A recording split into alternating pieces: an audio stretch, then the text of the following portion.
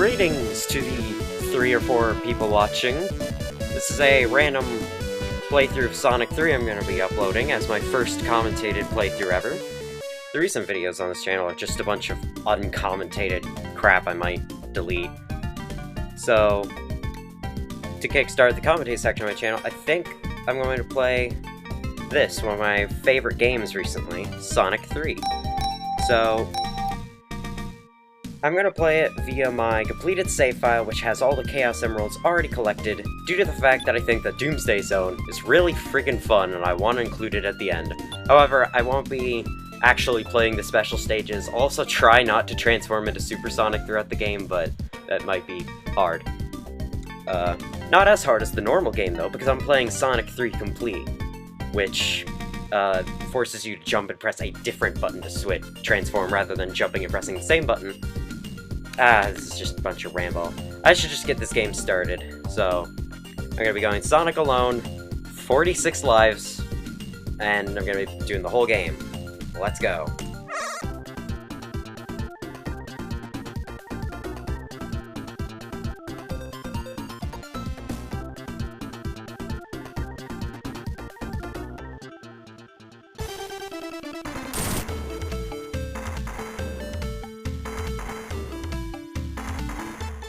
I love how Sonic just stands still as Knuckles takes all the Chaos Emeralds away, and then gets impatient at you when the game starts. As if you were in control there, when you're not. Anyway, might as well point out a few special stage locations. One of them is right here, the first one in the game. If you have all the Chaos Emeralds already collected, then it just adds 50 rings to your ring total. So I kinda cheated there, but do you care? Probably you do. And I'm very sorry. So yeah, it's the first level in the game, Angel Island Zone. It has a nice green jungle aesthetic for the first bit, until right here, where they change things up quite a lot.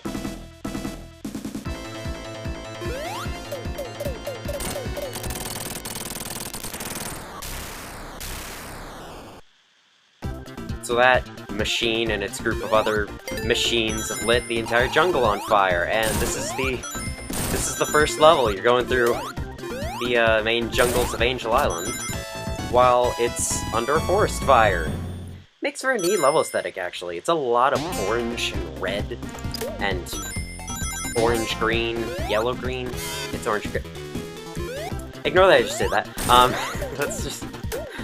Let's just ignore the fact I accidentally changed it to Supersonic. And fight the first mini-boss of the game. So at the end of Act 1, unlike previous Sonic games, there's a mid-boss. And this one sucks. That's all you do, you just jump on it. It's very pathetic. And, starts off the bubble shield. Bounce that around a bit. It's a fun thing you could do at the end of levels to get extra rings or other shields to start you off for Act 2.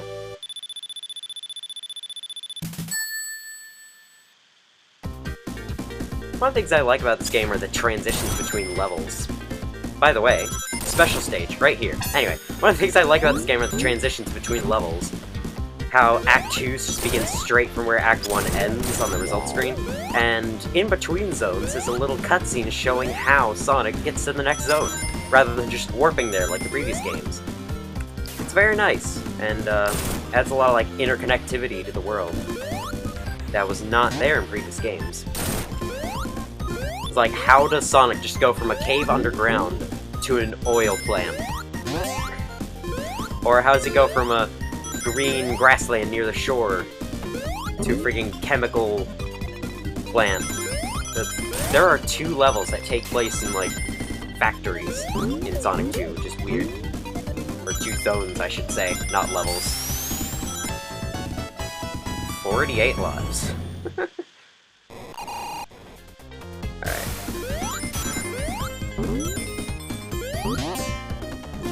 Bounce up here. This is a fun first level, how vertical it is, and I like the aesthetic, as I've already said.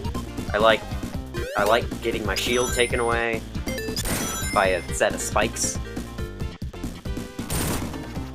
I'm just gonna ignore those rings. I have 116, I'm good. This is the last section of the level. Whoever's piloting that airship is really bad at timing. They just need to wait a bit, and then drop the bombs from the place they've already dropped it. Then they'll hit me. Also, I love how that was just a flat plane, and now there are trees. Alright, so, first boss of the game. It's a pretty easy one. It's this blue thing Robotnik's piling, and he occasionally goes behind the waterfalls and appears somewhere else. If he appears up above, he'll shoot directly down. If he appears down at this level, he'll shoot across the ground, which is pretty tricky to avoid, actually, but it's not that bad. Then, the capsule at the end of the level appears from the sky. And that concludes Angel Island Zone, the first zone of the game.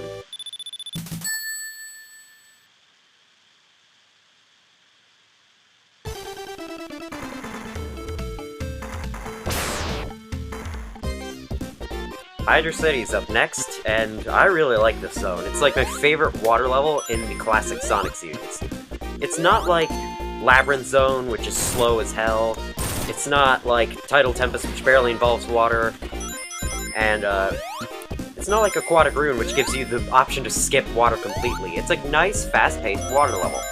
And it has a great aesthetic, it's a great visual effect with the water here, I should point that out. That's only present in Act 1, though, for some reason. Act 2 doesn't have the, like, 3D water, which is a little strange. Luckily, though, we don't have to worry about drowning at all because of the bubble shield. The shields in this game have different abilities, more than just protecting you from a hit and not making you lose rings every hit. The bubble shield lets you bounce on the floor if you press jump again after jumping. And also protects you from drowning. So you can't drown with it. I'm very redundant. The fire shield lets you dash forward, as well as be immune to lava, and the electric shield lets you double jump, pull in rings as a passive ability, and is also immune to random hazards like electric floors in the last zone in the game, and as well as some strange choices like the ice on a Badnik, the ice projectiles on a Badnik and Ice Gap zone. Bit strange, but it's a fun shield because of the double jump especially, and the ring pulling in mechanic. It's really easy to lose the shields though. Right here across from that hallway is a special stage that I will just inflate my ring count with. And here begins the second mid-boss, so this guy is pretty weird. Best way I found to fight him is to avoid his two little rush attacks like this by spin dashing up the walls and then, you know, avoiding him like that. And then I just keep hitting him like this when he prepares this attack, which does nothing, by the way. You can't... The only thing is you can't control yourself during that attack, but that's it, really. Then you can get the remaining hits on him afterwards. That finishes off Act 1. We got a really large ring bonus as well. I'm always happy to see that.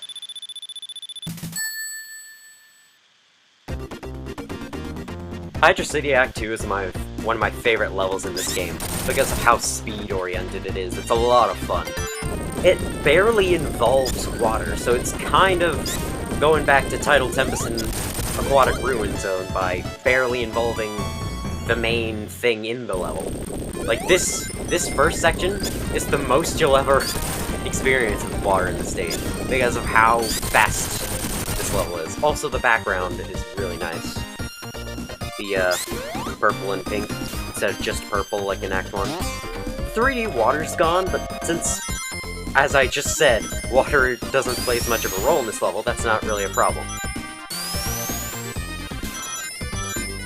So that's the main thing you're going to be doing throughout, like, a lot of this level, is bouncing through those... Or, not bouncing, speeding through these little tubes. This is like 90% of the level right here.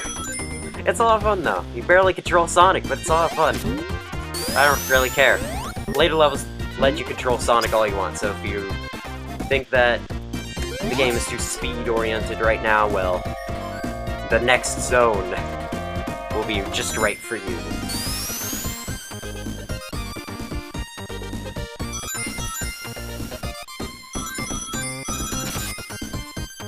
Just a typical day in Hydrocity Zone. And we're immediately being put onto another one. I really like this zone. And I didn't mean to jump for that, I meant to spin dash. But okay. I think by the end of this playthrough, my lives counter is going to be doubled.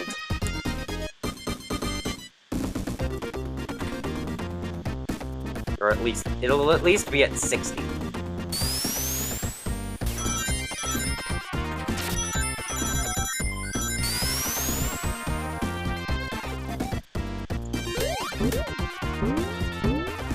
Bouncing with the bubble shield is really satisfying. Little pro tip with the bubble shield, you can bounce higher if you hold down the jump button again. And that's pretty useful against the zone's boss. Which we'll get to in a bit. By the way, how about this music? It's one of the best songs in the game, if you ask me. I screwed up there. Ignore that. I lost my bubble shield, though. It's okay, we're gonna get another one pretty close to the end of this level, so it's not a huge problem. Yeah, right here. Be careful when you get launched up there. I got crushed once between the platform and the wall. You can get crushed a lot in Sonic games. It's one of the easiest ways to die. If the platform's just in the wrong place, the wrong time, has the wrong type of collision, you can just instantly die. Also Knuckles.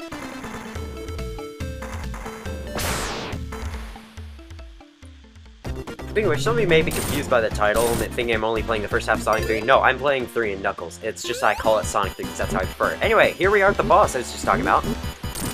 Since the extra bounce you get from this lets you bounce higher and hit him a lot more often. Be careful of this attack. If you get sucked into that little tornado of water he has going on there, it's an unavoidable hit. You can use it as a platform, though, afterwards to jump up and hit him, or you could just use the bounce on the bubble shield like that. It's very satisfying. That concludes Hydrocity Zone. Pretty quick zone, but it's one of my favorites from this game, so I don't mind. Except I do mind, I'd rather be here longer. Unfortunately, Marble Garden comes next. Oh, I hate this zone. Alright, now, I think "hey" might be a strong word for it, but I'm not really a fan of this zone at all. The Sonic series has a lot of, like, sudden surprise hits from off-screen. Well, it's not really a bad thing, since enemies only take away rings and don't actually kill you on, like, first hit. And you can get rings right back afterwards, so it's not that big of a deal. It is at least annoying. And while this game, for the most part, doesn't have it, this zone turns it up to the max.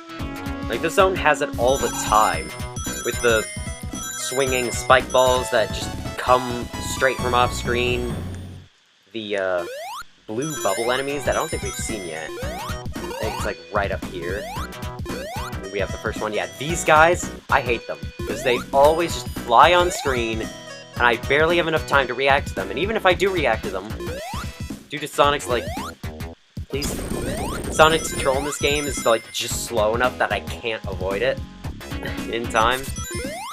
And, like, there's some aspects about this zone that are pretty neat. The background looks cool. Platforming on these floating platforms is nice.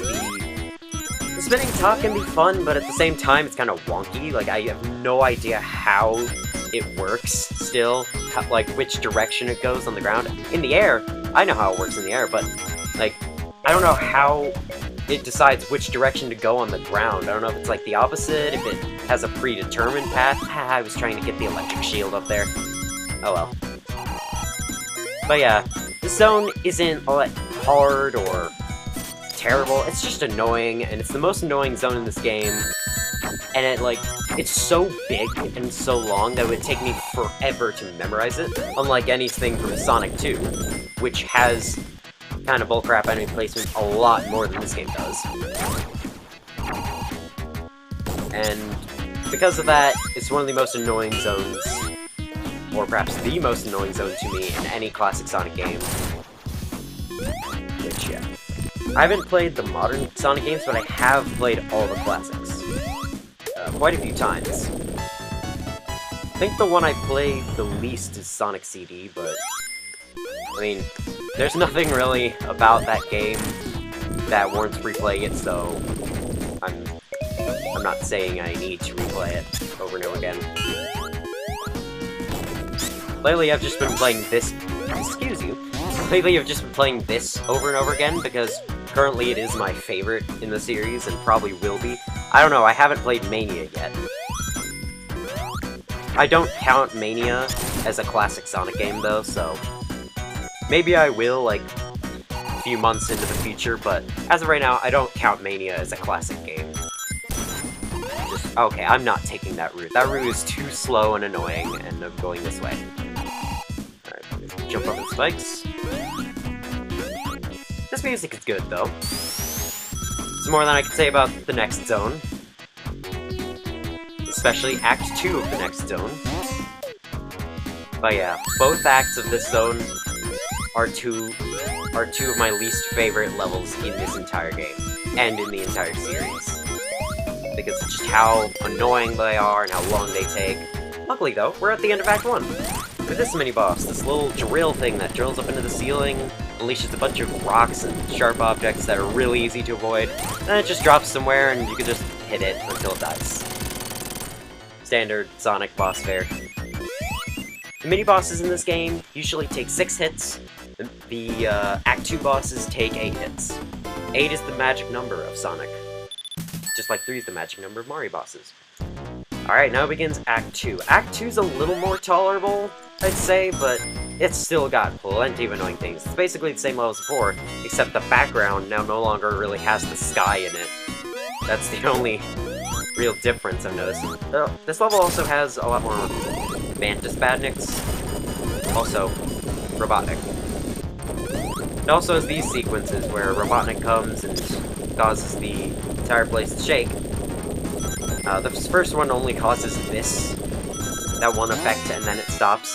The second one actually requires you to, like, get to an area quickly before you get crushed, but we'll get to there when we get to there.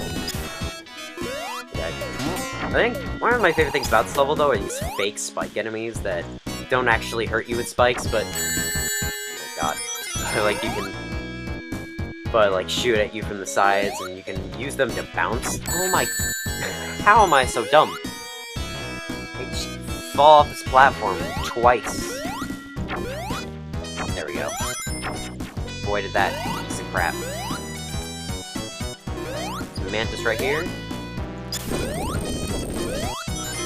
I like these little orbs in the ground that raise platforms. And I like the sloped hills, but that's about it. Everything else about this zone I just don't really like. Anyway, with 0 rings, I will point out that beyond this crusher is a secret hallway with a special stage in it.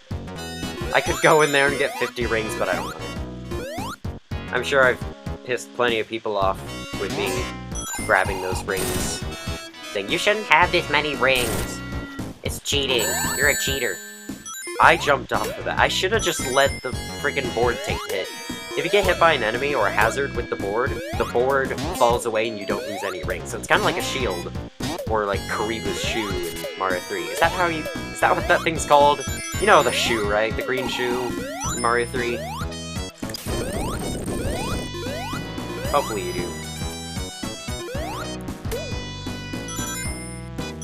Here we got some mountains in the background. I like the background of this stage.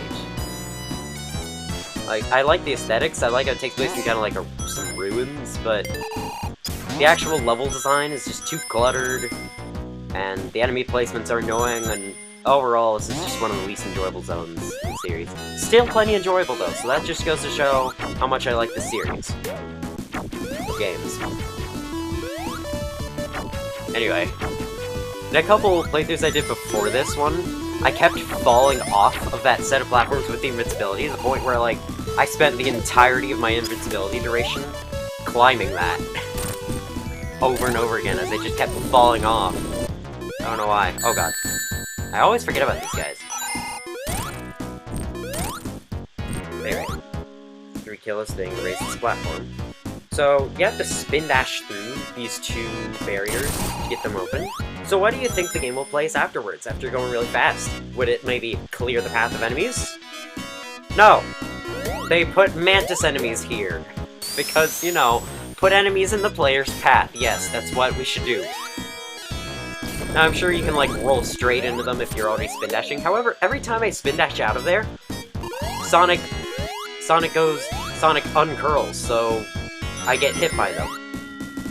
I don't know if that's an emulator-related issue, because I am playing this via emulator. I don't actually have this game on Genesis, so I'm playing it via emulator. So it may have some small issues like that, still annoying though. And that's why I think this game really needs a mobile version, just like 1 and 2. So that widescreen can make the enemies a lot easier to react to. They appear sooner. Alright, so here's the fire shield, by the way. I don't think I ever got to show this yet. Dash. It's a lot of fun.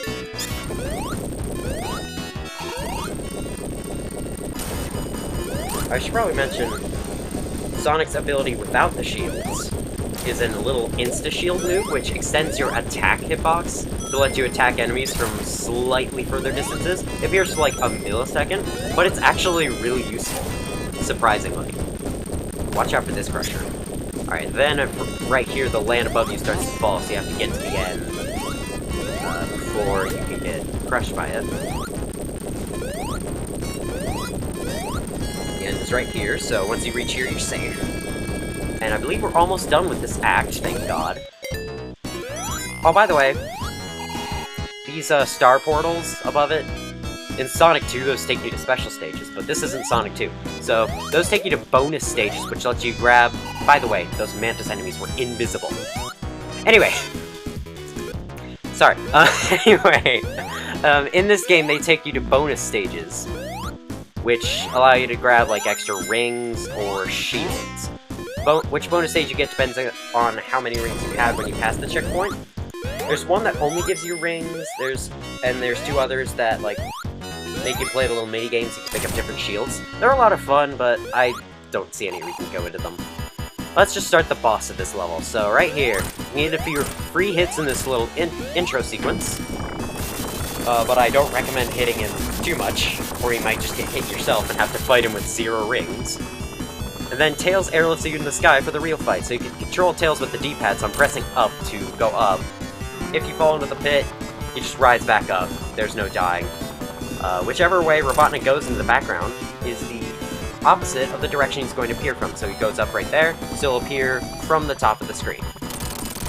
And, yep, it can be tough on your first playthrough, but past that, not that bad. Now let's end this crap zone and move on to something better.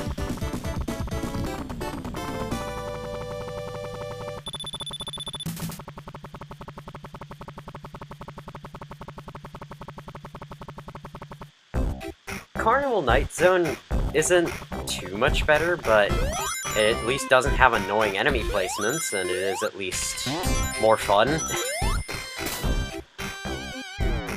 Now, Carnival Night is one of the lesser pinball levels, in my opinion, because it just lasts for too long, but it's not that bad. It used to be my least favorite zone, but then I played this game multiple times, and I just realized Marble Garden's worse than this. Act 2, though, is one of my least favorite levels in this game. Not as bad as Marble Garden 1 and 2, but still pretty close. Act 1, though, yeah, it's a harmless carnival level. And, let's just get through. I really like what they've done with the bumpers in this game, though. How they make them, like, obstacles to pass, rather than just being there for the sake of annoying. I also really like that Badnik, where you can only attack from the front, but the front can shoot at you from. And you can use them as a spring to get yourself through the level quicker. I like it. Shortcut. I don't have anything else to say about this level, really. Other than, I think it looks worse than Casino Night, in my opinion. It just looks bland. I don't really like red and white together. So, red, white, and yellow. I just don't think this level pops as much as, oh, I was about to vacuum dump into that thing. As Casino Night. This level still isn't as bad as Collision Chaos, though, from Sonic CD. That level's just annoying and isn't good.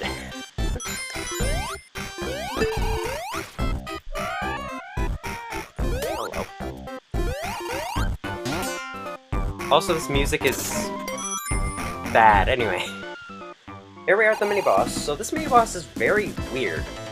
It's this green machine with a spiked platform that releases it and bounces around the room. If you hit the machine, it opens up that little core, and you gotta get the spiked platform to hit it 4 times. So, it's a really weird fight, and the spike platform does damage to you. There's no real strategy for it, you just gotta do it, hope it hits it. Like, maybe there's some timing, but oh well. This fight can either last like 2 seconds, or what feels like 18 minutes, depending on where that spike platform wants to bounce. Or I guess depending on your timing, whatever. That concludes Act 1.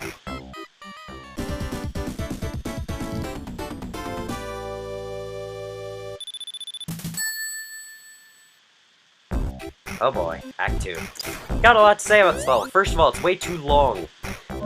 I don't like it when acts go on for 8 minutes, your first playthrough, because that's 2 minutes away from the timer. Second of all, why is there water? Someone tell me that. Why is there water? Has anyone ever gone to a carnival and the section of it was flooded, so all the people there had to swim through to get to where they wanted to go? No, because that's not how carnivals work. They don't just have water in them for no reason. Why is there a water section? At least the water sections don't last too long in this level, but why? It's such a baffling choice for a carnival level. Just water. Sonic 3, by the way, Sonic 3 Standalone, the first half of the game, loves water.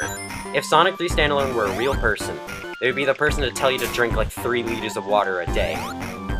There's only one zone in the first half that doesn't have water, and that is Marble Garden, which we just went through. So, we're gonna be seeing water a lot throughout the rest of the first half of the game, up until launch base. Oh! It's about time I talk about this! So, this is the infamous barrel. It's probably not the barrel, but it is a barrel that I do have to do the method on to get past. So I might as well talk about how stupid this is.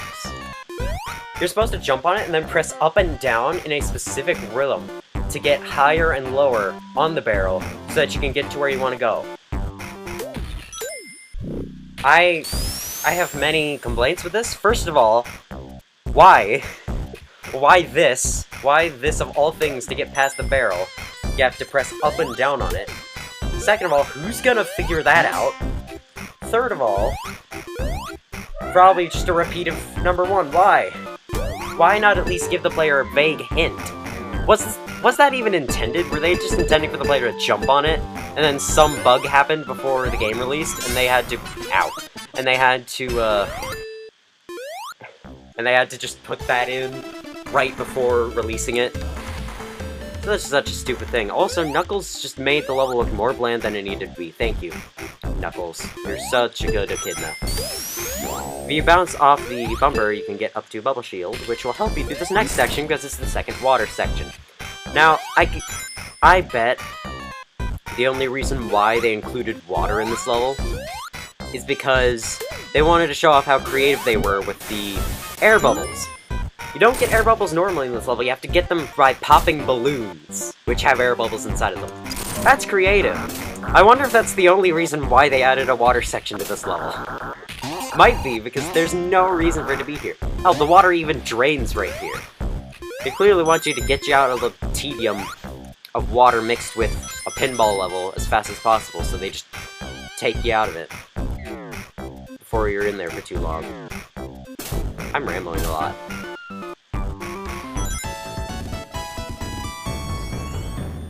55 lives. Alright. That's the end of that water section. Now, careful around here because there is a certain badnik that can get you stuck, and you have to reset the game. Like, it's one of those bounce badniks, it's one of these guys. They can get you, that one right there, can get you stuck in that corner, and you can't move, and you have to reset the game. If that happens to you in a no-save mode playthrough, I hope you're okay. Let's replace it with this. There's no water section for the rest of the level, because if you enter water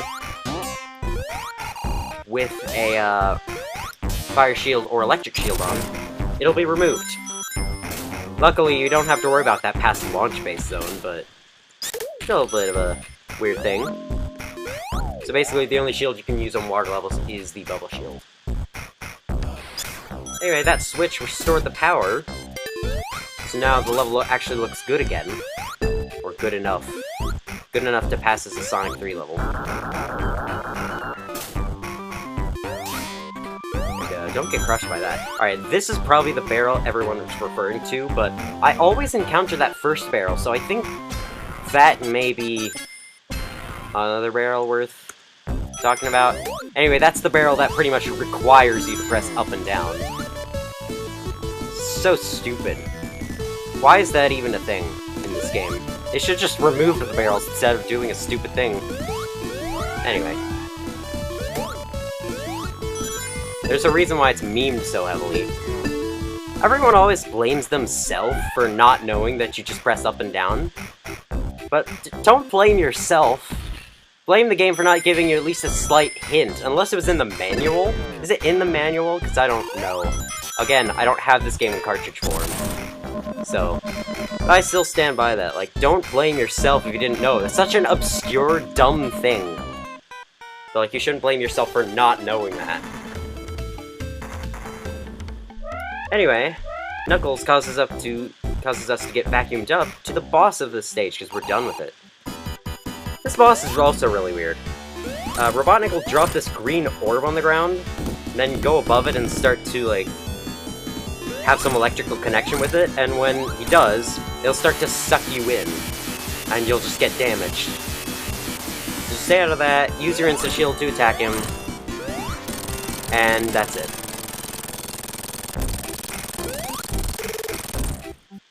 That concludes Carnival Night Zone.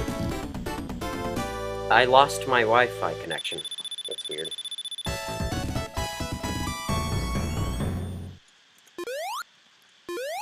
Let's hop into this cannon. And take off to the next zone. Ice Cap. This is one of my favorite zones in this game. Act 1 more than 2. But it's still a really fun zone. And, I'll talk more about it when we actually get into it. Because this is just a cutscene. Sonic, you probably should have seen that coming. Anyway, jump out of the snow pile, and the zone begins. So, Act 1 takes place in this underground ice cave, where you have to solve various challenges to progress, like that. They're not the hardest of challenges, but Sonic is never meant to be a puzzle game anyway, so I don't mind. So right here, you have to jump off this slope, get on this platform, and ride it through here, which will destroy those walls, so you can progress. I really like the aesthetic of this level. Like how it's not very blocky. I like the blue and purple of the background. I also like how the electric shield just goes right through that Badnik's ice projectiles. It's very weird. I don't understand it. I also like these platforms where you have to enter them at a certain speed, and then they go up a certain height, and then you jump off them. This level's really fun, fast-paced, and looks great. Again, Act 1 more than 2. Except the visuals. Act 2 actually looks really cool too, but I just don't like it as much as Act 1, because of the music especially,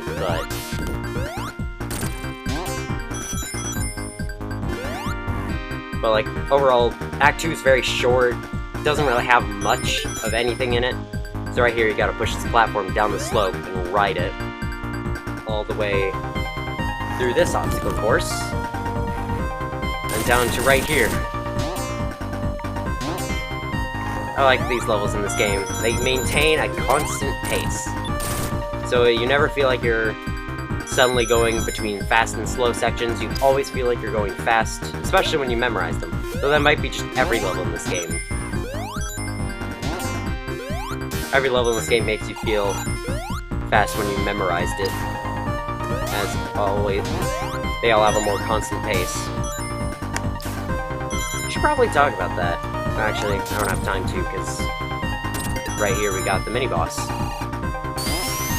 So we're outside the cave now. Let's fight Ice Cap Act 1 mini-boss. This guy is pretty weird. He has a little Shy Guy face, and I like that. There's a few certain points to hit him, which is right now, right before he starts the next one, right after, and then once it launches all the rocks, you can hit it for the rest of the time. If you have the double jump, I think you can actually reach it when it goes up high, but if you don't have the electric shield, you can only hit it when it's down low.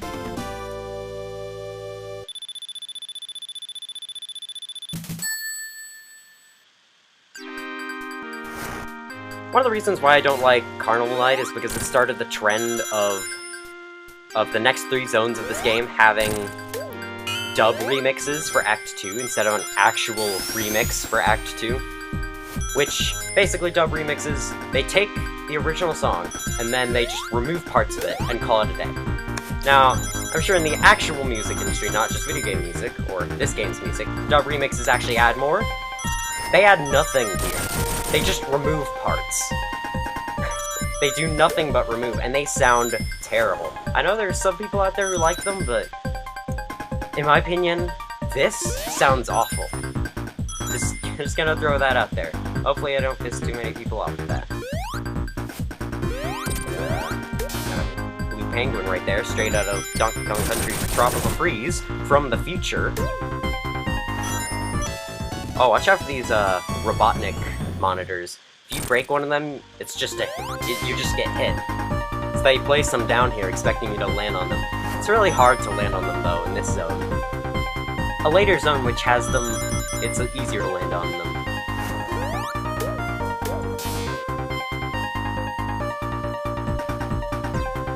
How's my commentary, by the way? Is it boring as hell? And like, I'm sure nobody watched this far. Oh, I'm so close. Hey, you don't do that. I need this electric shield for the boss. Boss is right here, by the way. So, I recommend you try to keep an electric shield for this guy, because this guy's really hard to attack.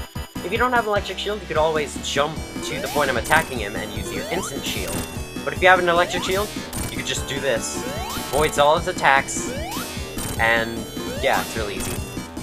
Once he hits the last 2 hits, he loses that little platform and only attacks from down into whatever direction he's facing away from, but he's really easy. With the electric shield. He's actually really hard without one. So that concludes Ice Cap Zone. Forgot to say that. Now let's move on to Launch Base. This is the final zone of Sonic 3 Standalone, so it is going to be quite a bit more difficult than the zones after it. Or the zones right after it, I should say, not just all the zones after it. Got these weird frog badniks that swing a fist around. Not a fan of you. It's got a pretty nice aesthetic. I've never really seen a final level like it. With a yellow and purple ground and it taking place out in the open, sort of near a forest. I also like how at the beginning of Act 1, the Death Egg stares at you in the background as it's preparing its launch. I also like how you go into these little coliseums and do a quick platforming challenge in here before moving on. Please open your... Thank you. Open your back so I can attack you.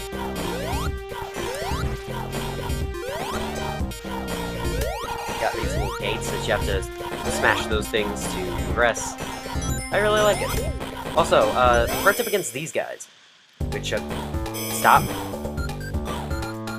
If you jump and time your instant shield just right, you can get past their projectiles and attack them. So, your attack hitbox will get past the projectiles and attack their core, which will kill them. So, Basically, a well-timed instant shield will kill them. That's all I need to say there. These frog badniks really don't like the ground. They just punch it. They're not a fan of it. They want it to go away. I guess they don't like the purple.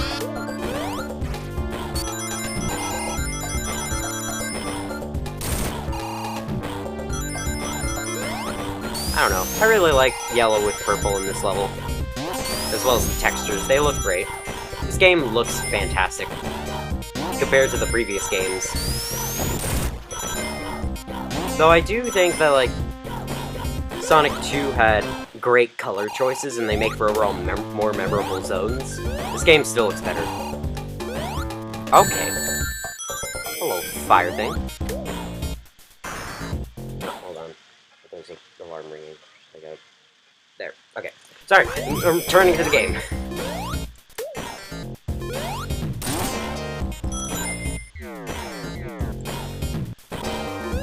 This room, more lasers, got more gates.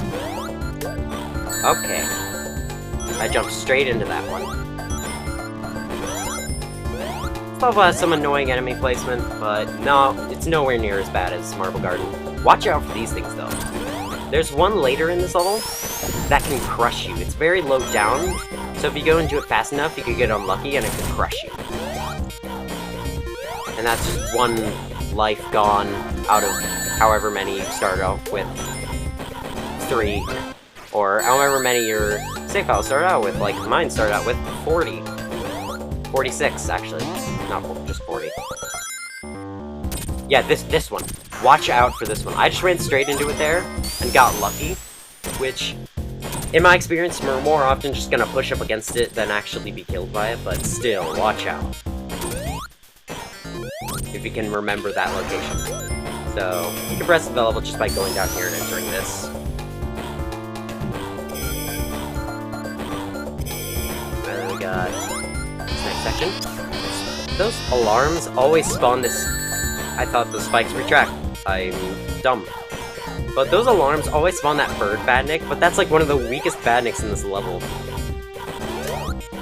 What badnik do you send to deal with the alarm?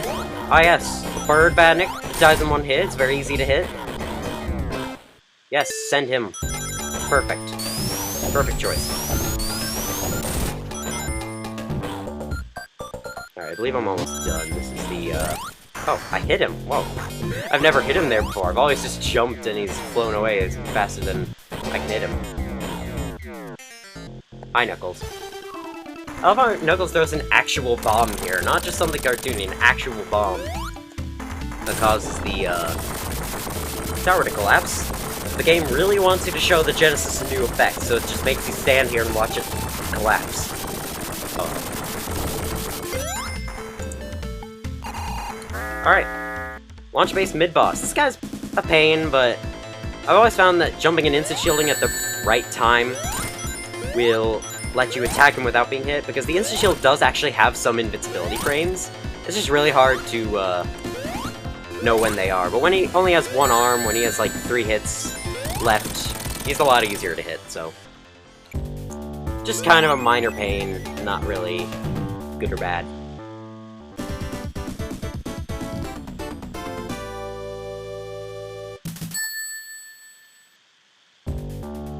Going with the theme of water in this game, Launch Base Act 2 is the last level in this game to contain water. Right here. So, doesn't contain it as much as even Carnival Night, but still here. Here it makes sense though, because it's taking place over a lake. And like, Angel Island is probably just a small creek that you're going under. Hydrocity is the water level. Freaking Carnival Night. Ice Cap does have water if you go down a certain route, but you never go into it. Even there it makes sense, because ice is water. Ice is frozen water, so that's like a little warm spot. Also, one weird thing about this level is that the formerly green stuff on certain things is now blue. I don't know why. I think it may have something to do with the Genesis color palette, but it's just a weird thing about this level. the Genesis does have a limited color palette. I believe, like, one of the balloons, if you're a Supersonic in Carnival Night, one of the balloons turns from blue to yellow because it's using the same color palette as you.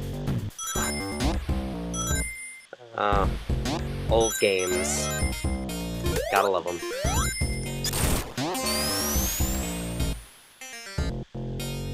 This is the last level in the game, thankfully, to use a dub remix for its Act 2. So we never have to hear this crappy music for the rest of the game.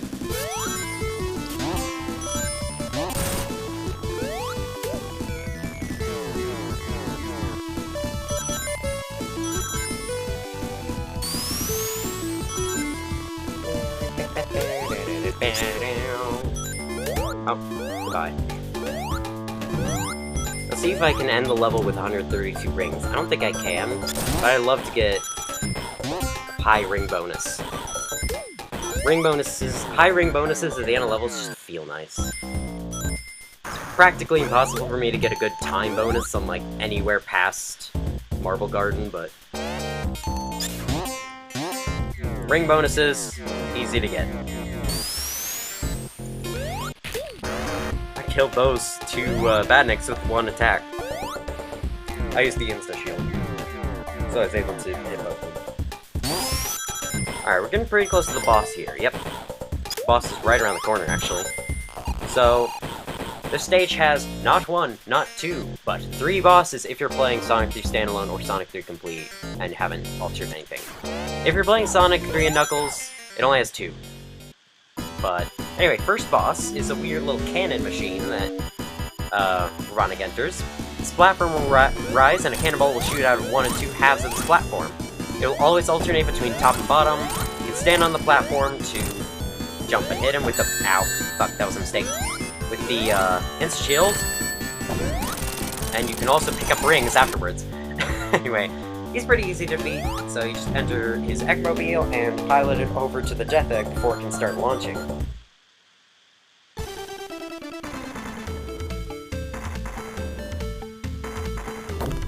Also Knuckles. Unfortunately for him, he gets shaken up by the Death Egg's launch.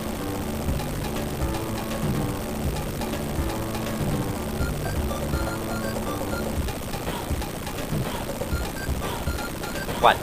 There's nothing to say here. This is just a scene.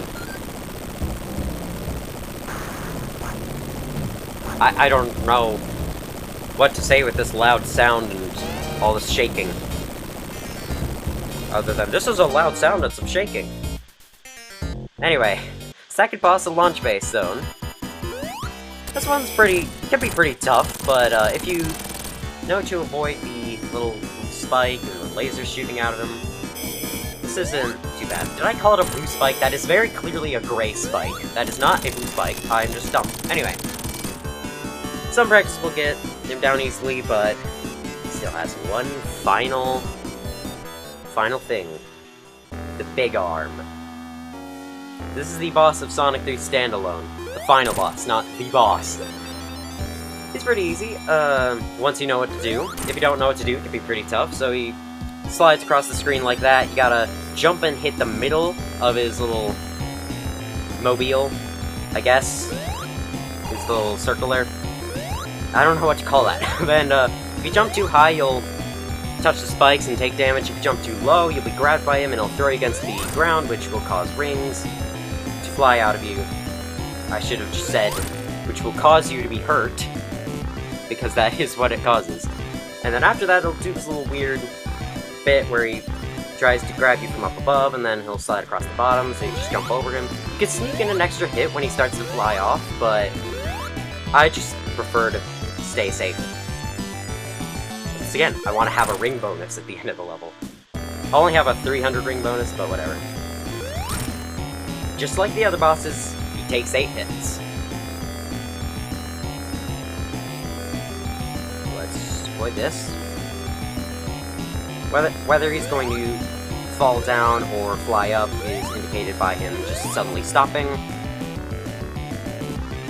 He can go from either direction during this attack, so stand in the middle and beware from both directions. Anyway, that's it. we've completed one half of this game.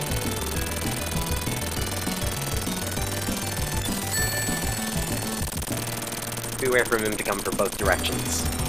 That's what I meant to say.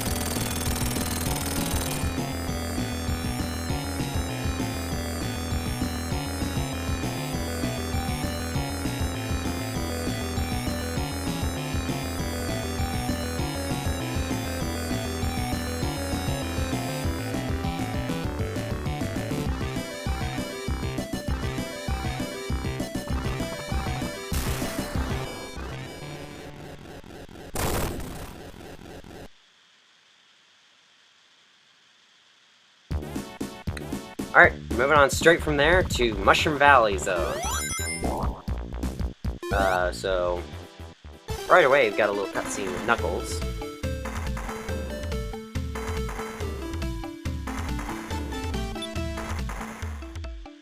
If you were to go in there and see what's in there, there would be a multicolored giant ring which takes you a little Master Emerald Shrine.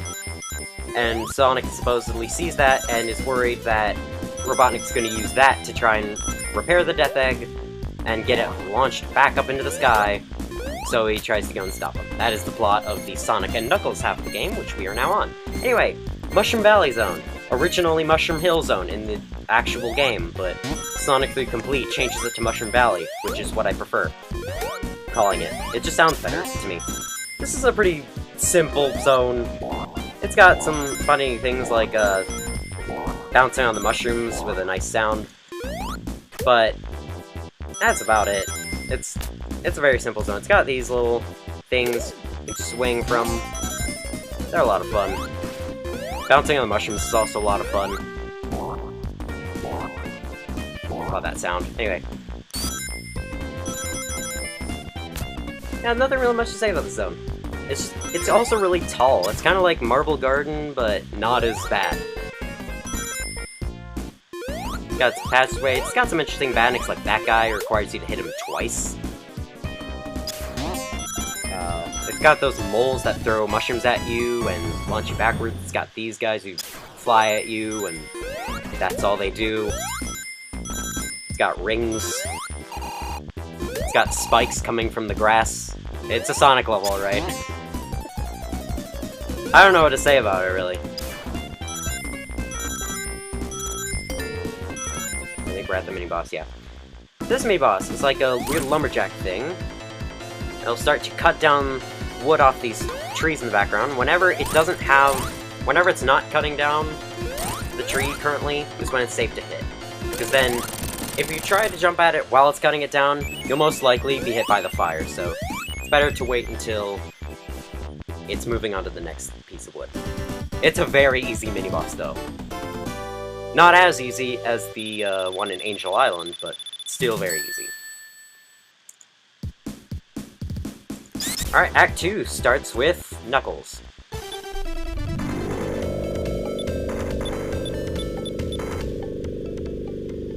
So you get transported to this autumn-looking version of the level, which I really like. The mushrooms are blue here.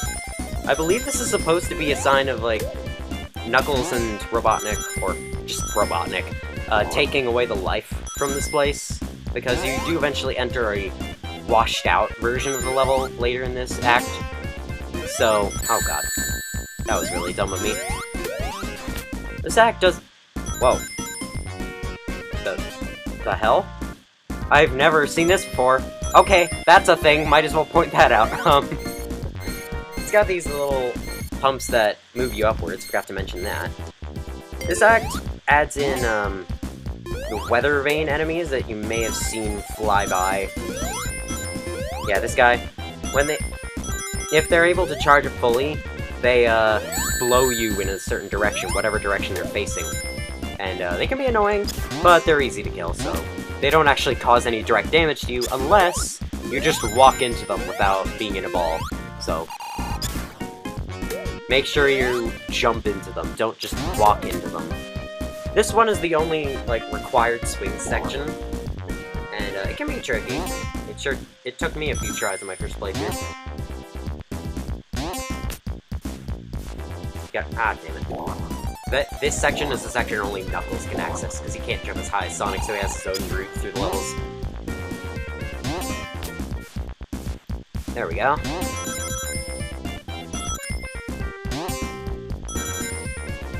Alright, so here's the washed out version I was mentioning before.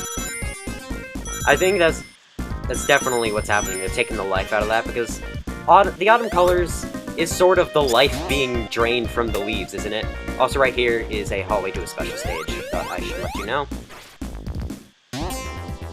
Isn't the colors of fall supposed to be the leaves losing their life and then just falling to the ground? Am I wrong about that? I probably am. Oh god. Those guys are pretty tricky to attack, but I always found that insta-shielding into them always kills them. Alright, so here's the boss of the stage. You destroy this little life-sucker machine, and of course returns to its clean state. To its right state. Anyway, this boss. Pretty nice, fun boss. So you gotta just attack him whenever he's not boosting, and avoid the spike balls, which are rendered in 3D, I believe, or just have a million sprites to give the illusion of being 3D when they're really just... That looks like 3D. Tell me that's not 3D used for the arches. Tell me the arches aren't 3D models to be put in this 2D game. With like a million background layers. I don't know. I don't know how Genesis work. Anyway, that concludes Mushroom Valley Zone.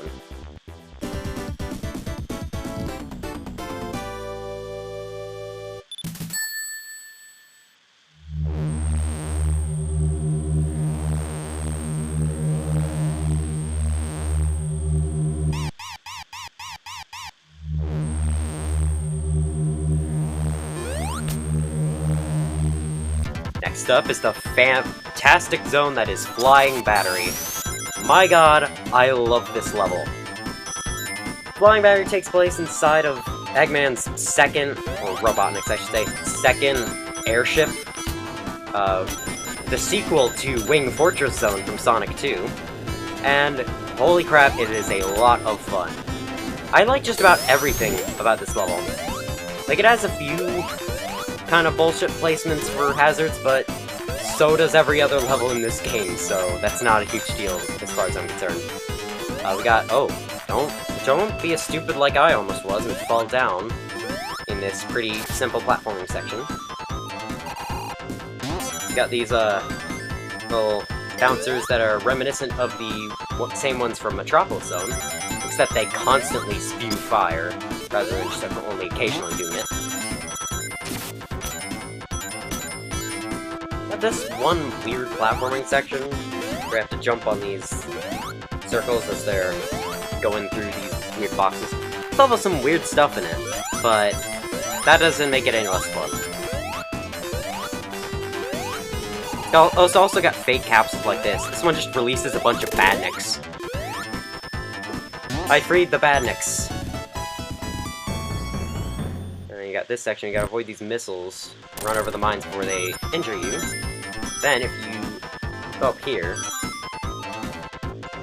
By the way, these sections, you don't have to time anything, you just press the direction you want to go and then jump. You get an extra life if you do that, so... The real way through the level, though, is past that, into this little hallway. Kind of tough to figure out, because the game gives you no indication that's there. Now, these magnets are the main thing in the level. They pull up various stuff like spike balls, or these, or certain badniks, or those platforms up there. Every time you encounter one, you should wait until it starts up again before entering. Especially if it has the spike platform, those platforms with the spiked undersides. Because, man, those platforms can crush you. So you don't want to just suddenly spin dash through and then get crushed out of nowhere, without being able to react to it. Yeah, always be careful before one. I recommend waiting all the time, even if you just see them rise up as soon as you get there. That doesn't always mean that the magnets just turned on as you got there. It could mean that, but it has a very low chance of actually meaning that.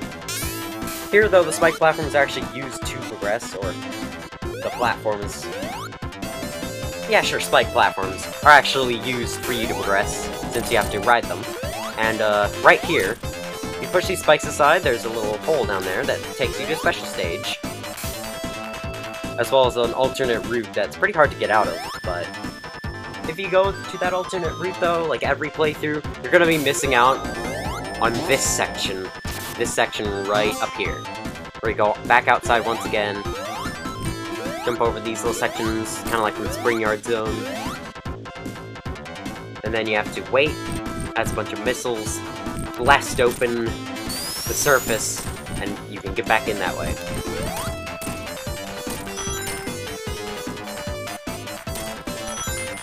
And you can race right over to the mid-boss. This guy is really easy. He just attacks himself. If you stand on this little button here, he'll just attack himself, and if you get out of the way in time, and you just have to do that 6 times. That's the entire mini-boss. It's very easy.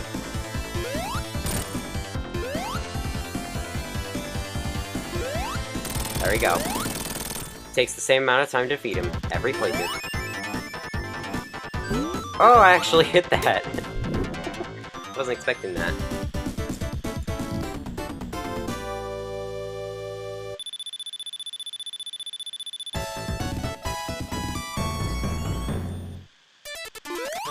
Act 2 really isn't all that different. It's more like the previous games where it's just the same thing but taking place in different points, but just with a different level layout. However, it does introduce one new mechanic, as well as the best music in the game. I'll just...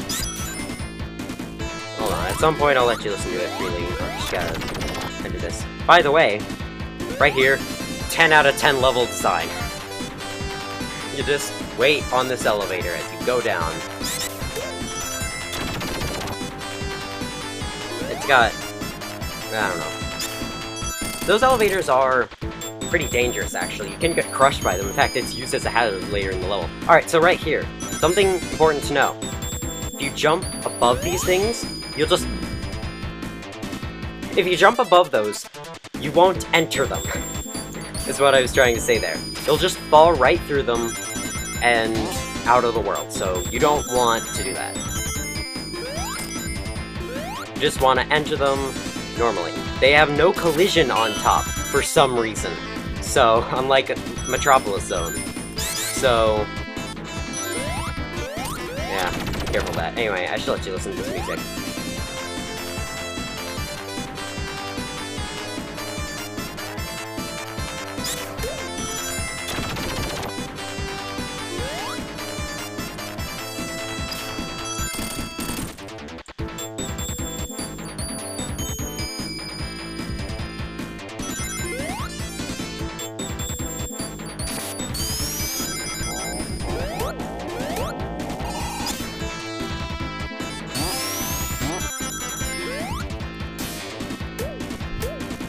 Alright, I'm gonna interrupt the music right here because, important note, do not spin dash this way in this room, because you can get crushed by this. It has happened to me many times, and it's really annoying.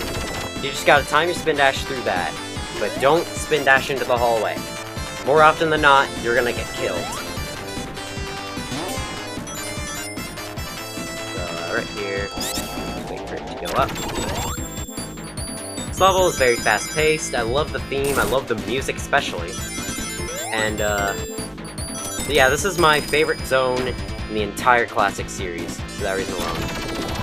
For those reasons alone. Also, this is a pretty weird section. This thing right here is also a spring, apparently, but is the button to open that door. Oh, be careful right here. You do not want to spin dash into those and just get killed. It's happened to me many times throughout this level. This level is pretty tough on someone's first playthrough, but on subsequent playthroughs, for me, it's been a lot of fun. Through and through.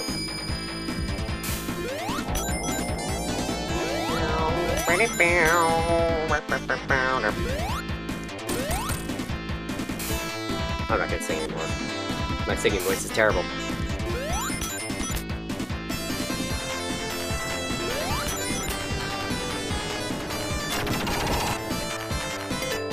Gotta be careful right here, too.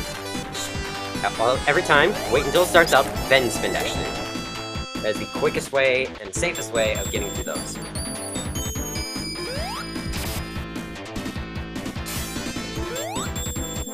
It's right here. Again, if you come up there and you see a chain go into the ceiling, get out of the way before it crushes you. Alright, so this is a mid-boss reminiscent of the Winged Fortress Zone boss. Except, you don't have to do anything. You just avoid the laser. Basically, that's all you have to do. Every time this wall comes closer, but it is very easy. Eventually, the place will be destroyed and Lawanic will have to leave.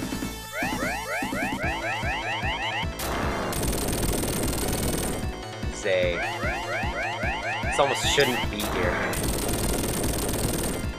I guess Robotic's just realizing that this robot cannot stop Sonic, and so he just never uses it again for the rest of the series. Then you got a brief section where the ground rises up and you gotta get through as fast as possible. Right here, best to spin dash up since I almost never have enough momentum to go up myself without the spin dash. But once you're right here, you're safe. Just don't let yourself get crushed into the spikes by the platform. It's not as harrowing as Marble Garden 2's is. But once you're past there, you're safe from being crushed. Also, this is defying physics. How is this happening? I guess maybe the ship's going down and this one platform's staying up. Anyway, this boss. You get 2 free hits right from the beginning, then it'll blast a piece of fire up, so you may want to jump out of the way as fast as possible. Then it'll inch over to you. When it does, it'll start to swing over 4 times. Then you just get the remaining hits on it while you can. And that... Damn it. My freaking ring bonus. I thought the hurt box was disabled. Guess it wasn't. As quickly as it comes, it goes. That zone's awesome, though. Moving on to Sandopolis Zone. I'm gonna present an unpopular opinion here. I actually really like this zone. Not only do I like how it looks and how the music sounds, but I overall think it's a really fun zone. And I can totally see how Act 2 is really stressful, really anxiety-inducing on your first playthrough, but the key to enjoying a Sonic game is always to play it again. If at first you have a frustrating time, play it again. That is the quote of Sonic games, I guess. That's pretty much how Sonic games are designed, though. They weren't really designed to... I didn't push the thing. They weren't really designed to be played once. They were designed to be played multiple times so that you can get better and overall enjoy the game more. The worst part of the zone, in my opinion, are those Scorpion Badniks that have attacks that are really tough to avoid. And yeah, let's get invincibility. It'll be useful. I would have taken damage there otherwise. Yeah, these Scorpion Badniks are the worst part of the zone, in my opinion. They have almost unavoidable attacks unless you can pull off some crazy evasive maneuver that you can't possibly pull off again. And I still have no idea how I ever avoid their attacks. Oh god. Push it. So yeah, what else to say about this zone? I really like the heat wave effect of this first act, though Angel Island had the same effect as well. I like this little platforming bit, up the slide. I like the loops. I like the overall design of the level, and I don't think level design's crappy. I like these little fake-out rock badniks. I like these swinging sections, the trapeze, is that what these are called? And I like these pushing block sections. I like the background, too. I don't think there are that many pyramids in Egyptian deserts, but yeah, whatever. I also like these things where you just spam the jump button and it makes a really satisfying sound.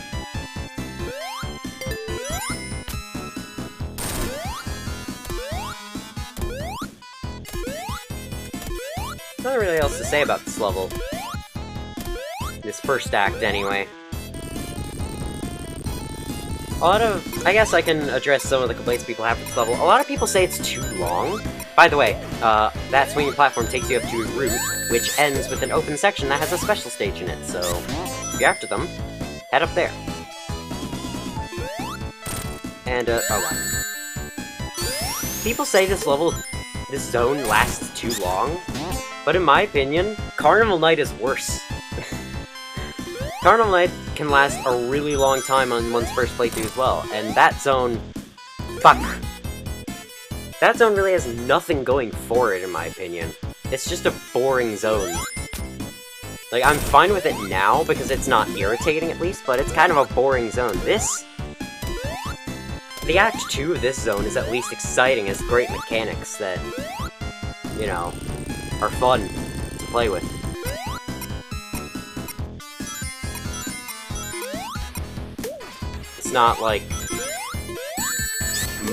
It's not just like going through a bunch of bumpers in a bland-looking level with some weird carnival music playing in the background that gets grating after 2 seconds. It's an actual fun level with good music and a good visual color palette. Visuals. Good visuals. God, this is not going well commentary-wise. I'm being really bad at my commentary because I don't know. I'm just bad. I'm not good at talking. Talking is not my strong suit. Maybe I should stick to uncommented videos. Oh well. I do really want to get a YouTube channel started, and uncommented channels really don't get that popular, so I'm gonna have to do this.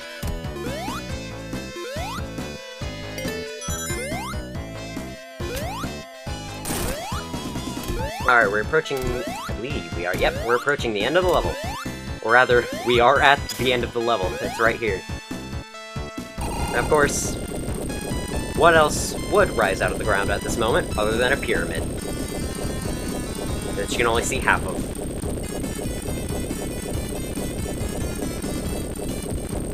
Okay, it rises up.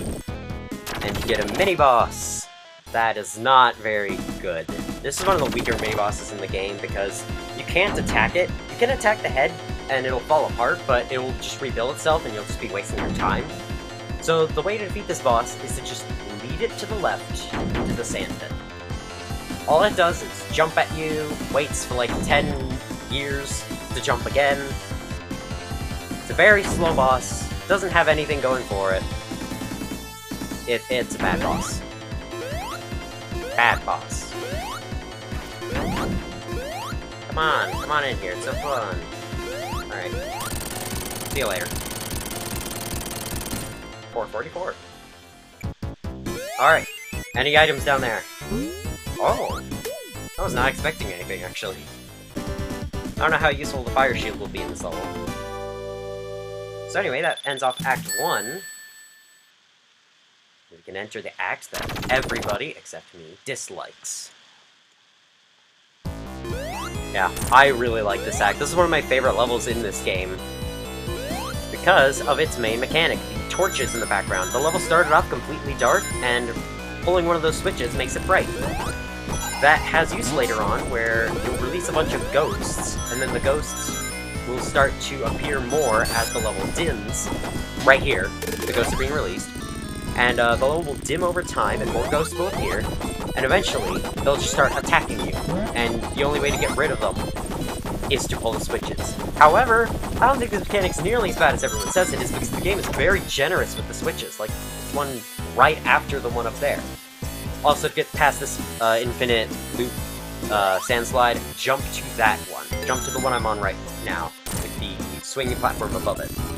And then you'll progress the level. Anyway, the level basically has like a billion time limits. You got the time limits for getting to the doors before they close when you push them open. You got the time limit for getting to a switch before the ghosts start attacking you. And then you've got the 10-minute time limit.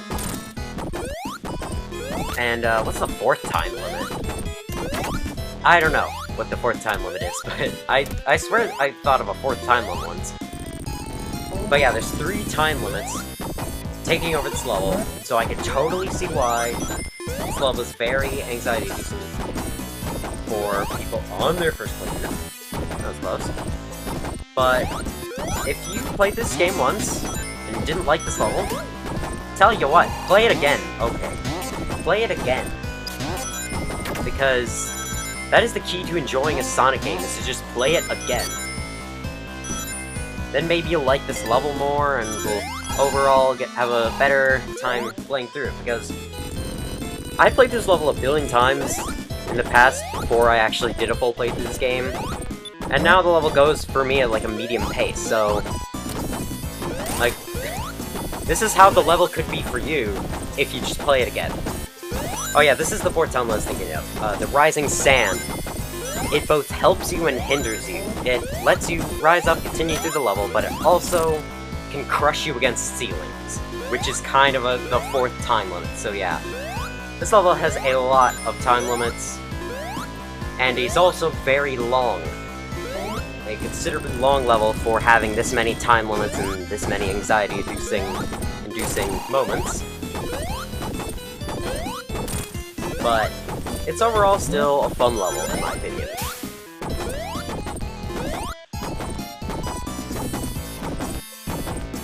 So, like, the stages for the ghosts appearing is this stage, which is full brightness. One ghost will then appear, then it'll dim and 2 ghosts will appear, then it'll go to total darkness and 3 ghosts will appear, then they'll start attacking you. So you get quite a lot of time to find the next switch, and combined with this level's generosity with the switches, it isn't that hard to keep the ghosts disabled. Like, there's one right here, just as it turns dim. There's also doors like these, which close really fast. There's only 2 of them, though. That one and the one at the end of the level. Still got the stupid, annoying scorpion badniks, but if you know how to kill them, they aren't bad. Another reason why I like this level is because it's one of the reasons why I like Sonic 3. It takes familiar level tropes like desert levels and changes things up, like making a subsequent level take place in a pyramid with all these mechanics instead of just having another desert level. Like, Sandopolis Act 1 is just a generic desert level for a platformer, but Act 2 changes things up to make it like this, and it's a lot of fun. I don't know why I said fun like that. A lot of fun.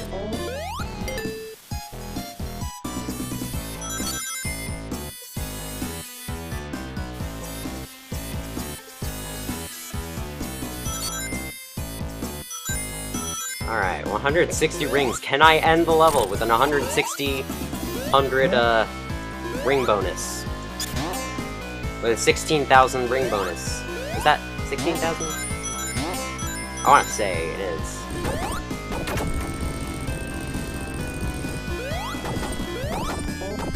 No, it's 170,000 points, isn't it? No, I don't know. It's not. It can't be. It is 16,000. Alright. Anyway, we're at the end of the level now, which isn't that long if you know where you're going, but on your first playthrough, the level can take forever, so I totally understand if you hate it on your first playthrough, but once again, play it again. So, this is the boss. It's Robotnik hiding inside this giant, weird desert statue. You gotta smash the outer layer of the statue away to be able to hit Robotnik. There's one hand, as it walks forward, it alternates between 2 hands. One of the hands is a platform, one of the hands is just a fake thing. You don't have to worry about it. Of course, damn it! Of course the spikes on the arms and the statue, fuck! The arms and the statue will hurt you, so watch out for that. I was hoping I could finish the level with a high ring bonus, but nope! I just had to be hit by weird physics. So that concludes Sandopolis Zone. Really fun zone, in my opinion. Though I know like 80% of the internet will not agree with that.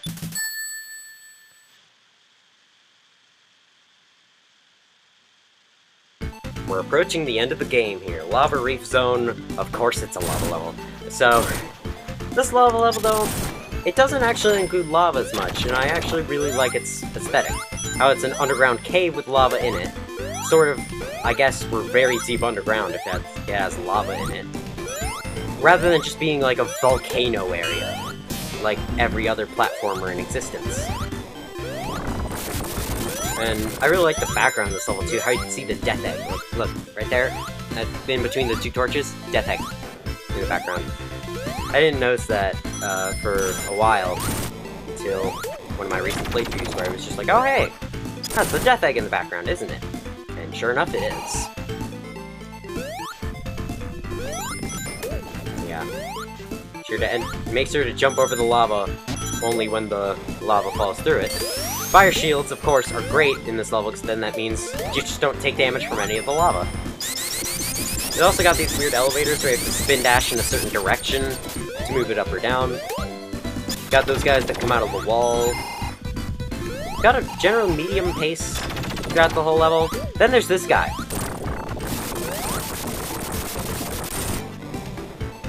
That is it. That is the extent of the encounter. So anyway, as I was saying before, it's an overall medium pace through the level. You can just, like, plow through it when you know where you're going. It's a confusing level. Like, I remember looping around in circles plenty of times on my first few playthroughs of this level. Right up here, by the way, is a special stage through that little secret crevice in the wall. But once you know the route to take it to complete it, it becomes a lot more fun. It's very slow-paced. Not slow-paced. What am I freaking saying? It's very medium-paced level, or should I say fast-paced, rather. And yeah, it's generally a lot of fun to go through after you've memorized it.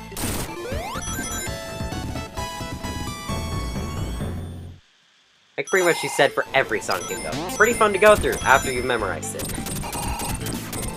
Before you memorize it, levels can be really frustrating. Like, Carnival Night used to be my least favorite level in this game. Because my first playthrough of it, I took forever getting through it.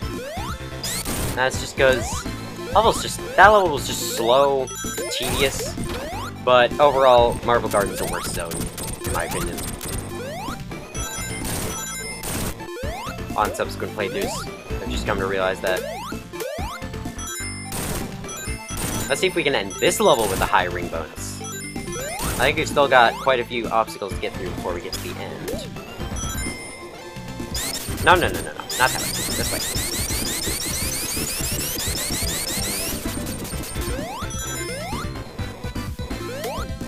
It's a weird idea for an enemy just to pull with an eye on it that hits you with a cloud of gas. With a gas cloud. I think anything that's a cloud is probably gas.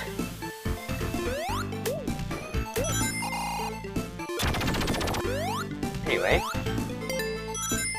Now we reach the mid-boss. This mid-boss is kind of weird. Starts off with these two gun arms that stick up out of the ground on either sides of the screen. They both take 4 hits and shoot 3 bullets toward the center. Then you got this giant metallic hand that tries to crush you.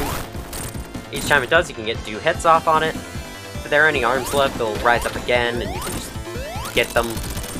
They're pretty easy to hit, especially if you use the insta-shield. Then it's just the metallic arm for the rest of the fight. The metallic hand takes 6 hits, just like any normal mini-boss. And I believe once you destroy it, no matter if the arms are still there, the boss will be defeated. And yep, I ended the level with a high ring bonus. Finally.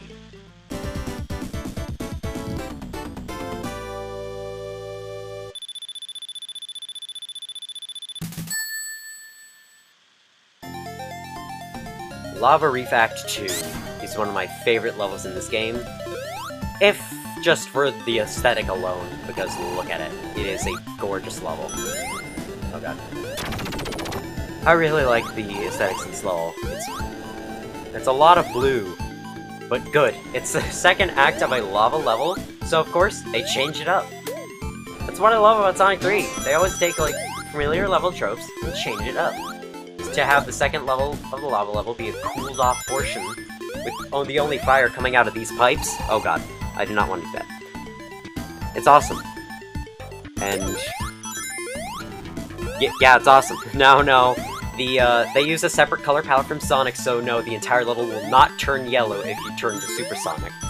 Though I wish it did, because that would just be the best thing. Just the entire level is just like, hey, you're Super Sonic, congratulations! Or if the entire level flashed in multicolors with Hyper Sonic. Okay. Here we got a little weird hazard. These are two, like, metal spikes that just get bounced into the air with a little charge up. It's a very strange hazard.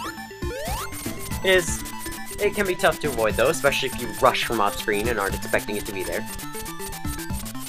So, as you may expect, a fire shield will definitely help with this level because of the fire hazards. Now, you can take the spring to jump onto that platform. However, you can also just do this.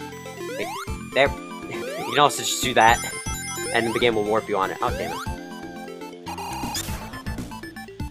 Oh, actually, that platform actually has collision underneath it, unlike this one. Why did I do that? That was dumb.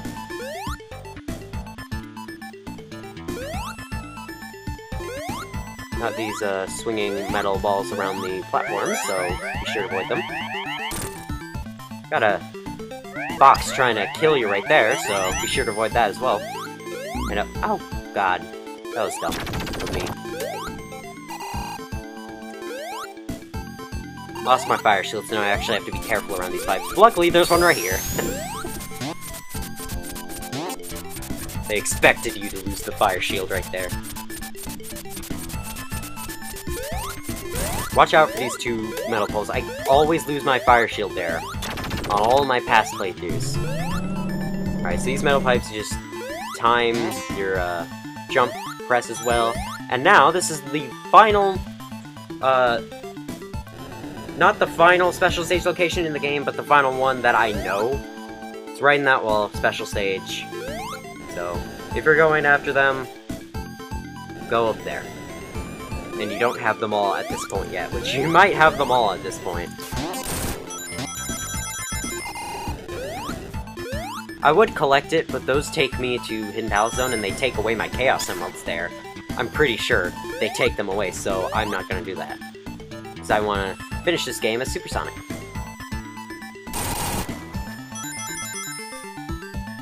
Luckily, there's no unavoidable ones, like the one in Angel Island Act 2. Or nearly unavoidable. You can jump over that one to avoid going in there. I'm pretty sure.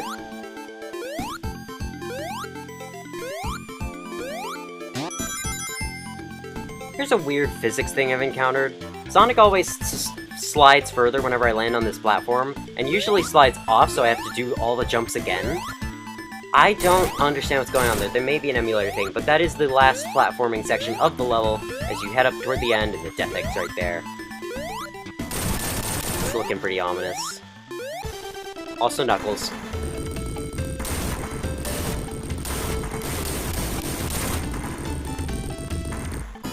Alright, so here we've reached the boss of Lava Reef Zone. The Death Egg does a thing, and now Robotnik's going to shoot us with a bunch of missiles and try to hit us. However, we're too fast for him. Sonic's walk is too fast for the missiles to hit them. Yeah, that's a pretty easy part, but that isn't the actual boss, so... Got this auto-scrolling section. Don't screw it up. Checkpoint. Now on the fourth platform, we'll start to be lowered and move freely, so grab these rings, pick up this fire shield, and then jump on this to be taken down to the actual boss.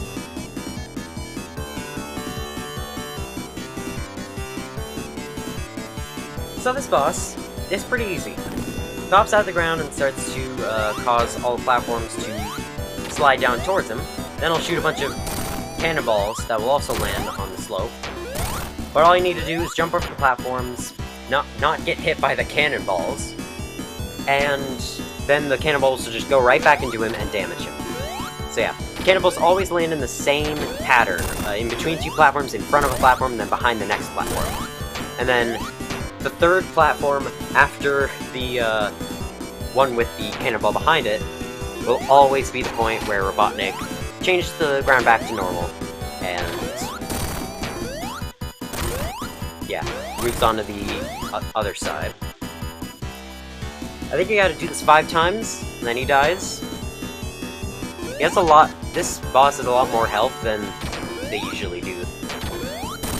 He gets hit by 3 each time, so it's like, what, 12 hits? I don't know. Something like that. It's higher than 8, I'll give you that.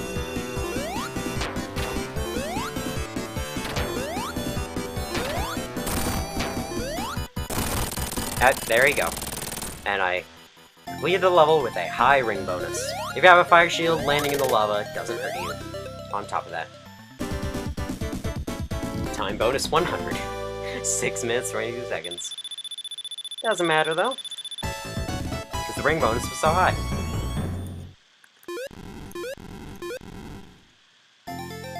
Wow, Hidden Palace Zone is such a copycat. Hidden Palace Zone uses the same music, but it's not a full level, so it's just like a story-related moment. So we just move through some levels. This is like the most actual level you'll get throughout the game, throughout the level, throughout the zone. The most important part, though, you get to fight Knuckles. This is a very easy fight. You just have to hit him in anywhere that isn't his fists. You can get him locked in a pattern right here if you just hit him out of the sky every time. He is very easy. Doesn't do a very good job of defending himself, even with those big fists of his. Spiked fist, I should say. Spiked hands.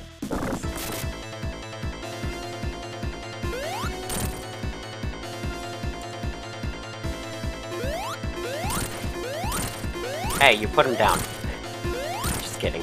He grabbed on. So, yeah, Robotnik got to the Master Emerald after all. So, Robotnik was tricking Knuckles into thinking that Sonic, and Tails if you're playing with him, was actually the one after the Master Emerald when it was really him after the Master Emerald. And once he steals the Master Emerald, Knuckles teams up with you and helps you, or he doesn't really team up with you, he just more helps you reach Robotnik and stop him. And so we have a huge elevation change from Lava Reef to Sky Sanctuary. And we can see that the Death Egg has already taken launch for the second time. Can't exactly fly over there and stop him, so we gotta head through these ruins. I don't know what this zone's supposed to be. I think it's supposed to be a bunch of ruins in the sky, but anyway. Easter egg here. I guess it's kind of Easter egg, but if you crouch right here, Knuckles plays this shooing animation. Only if you crouch in that very specific spot will he play that animation. It's weird. I don't know if it's like unused or what. Or like not fully used, but it's a weird animation. Just be there. I make a tradition of doing it every time I play through the game, because I just gotta. So yeah, what is this supposed to be? Just some ruins in the sky? With a bunch of egg robos in it, trying to take the last animals available? Alright, here we got a boss fight against Mecha Sonic, Sonic's third robotic doppelganger. I believe it's third. Yeah, it is third. Who is recycling the Green Hill Zone boss fight from Sonic 1. Excuse me! Yeah. There's some physics changes with the way he swings the ball, but other than that, not any significant changes in that fight.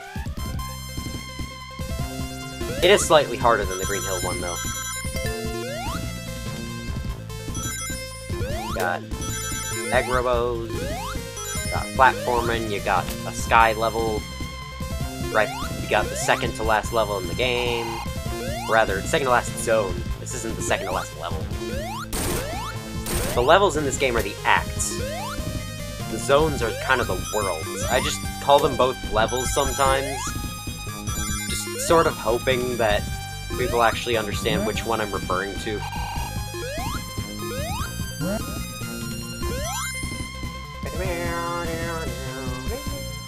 Alright, now Mechasonic has decided to recycle the Metropolis Zone boss fight. The only change with this one is that rather than actually like colliding with the bubbles as Sonic's popping them, he instead passes through them.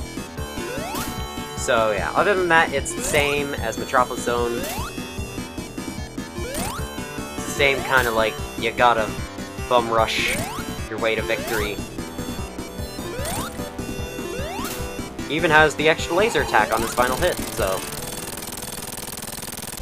Alright, with that, another warp appears, and we can go higher in the level. It's a really weird image, though, of like a robotic version of Sonic piloting a machine. A machine piloting a machine, that's what I meant to say. No, I didn't meant to say robotic version of Sonic. Yeah, a machine is operating a machine. I don't think that was necessary. Eggman. Oh god! Oh, I didn't realize these clouds were there. That bounced me back up. You can bounce on clouds in this level. Make the same sound as the ghosts disappearing in Sandopolis Act 2. Okay. Just trying to be all cool there, I was trying to dash into you. But nope, no flashy effects for me, I just have to be dumb.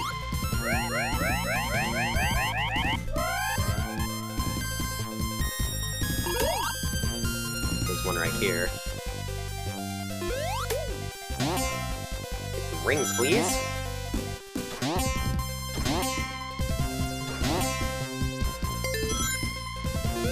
Now we take this warp up to the last boss of the zone, which is against Mechasonic himself, not in any machine. So, this boss is actually a lot of fun. He has tails for almost all his attacks, so like if he lands back, but he's facing backwards, he'll just zoom to the other side of the screen. Yeah. This boss fight is a lot more fun than Silver Sonic in Sonic 2, let me just tell you that. I don't really like Death Egg Zone in Sonic 2. Those two bosses, ugh. Anyway, with that we complete the one and only act of the zone.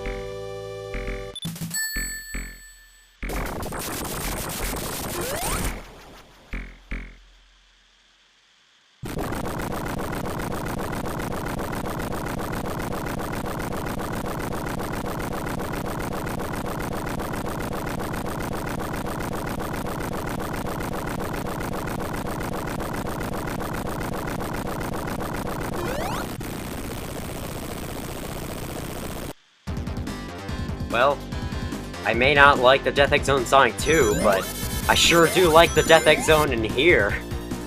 This level, I love it, because it's the first proper, good, fun final level in the entire classic series. And man, it is definitely a lot of fun.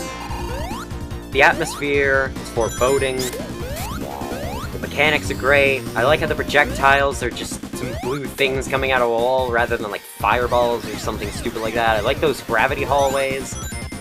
I like the sounds everything makes. I like the badniks, except those blue things. Except those blue things that zoom on screen. I hate those, but I even like these weird things that just raise you up in the sky and don't really do anything else.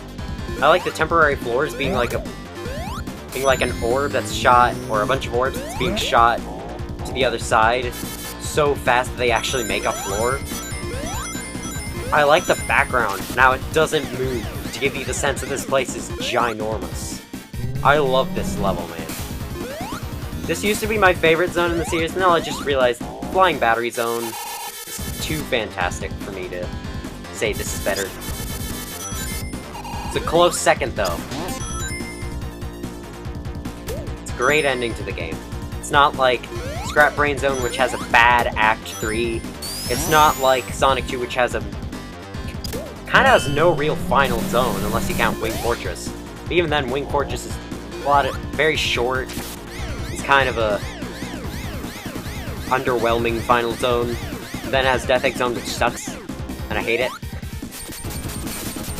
And then, it's not like Sonic CD, which Metallic Madness is the first, like, proper final zone, but it doesn't feel like it. It doesn't have a foreboding atmosphere.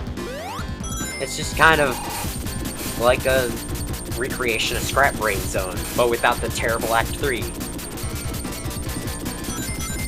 But yeah, this is the first, like, true, proper final zone. And I love it.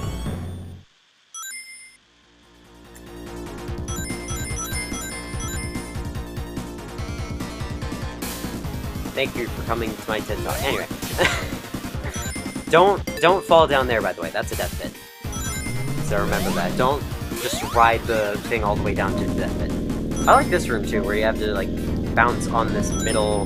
this thing in the middle, and get it to... and then boop all these buttons on the outside, which opens the door and lets you leave.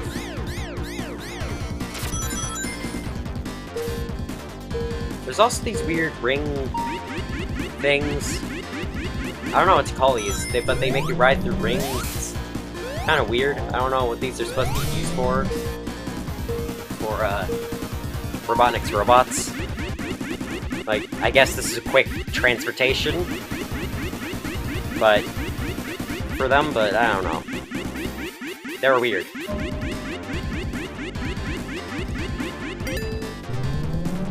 Anyway, we're nearing the end of Act 1. This mini-boss. I'm gonna be hit by him to start off because the best way to attack him is to jump and get him with an instant shield. You can only really attack him 3 times before he raises the orbs up back to his face. But once he lowers them, attack him 3 times, avoid the spikes. Repeat until he's dead.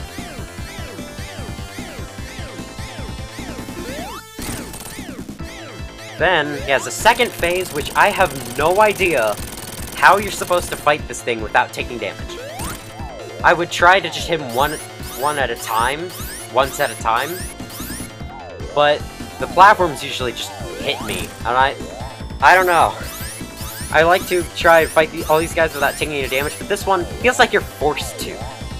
And I don't think it's that good of a mini-boss. Anyway, I don't know. Like, you might as well just abuse Mercy Invincibility and bum rush your way to victory, but even then, I still feel like there should be a way to win this boss without taking any damage. Oh well, he's out of the way. And that concludes Act 1.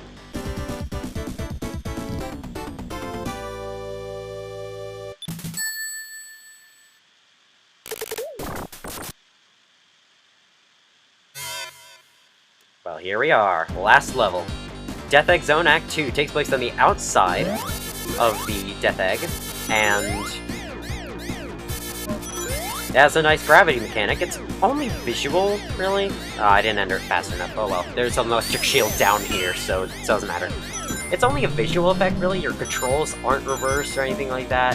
It can be disorienting, but at least they don't freaking change your controls. So, one of the better gravity mechanics, if you ask me, in a platforming game.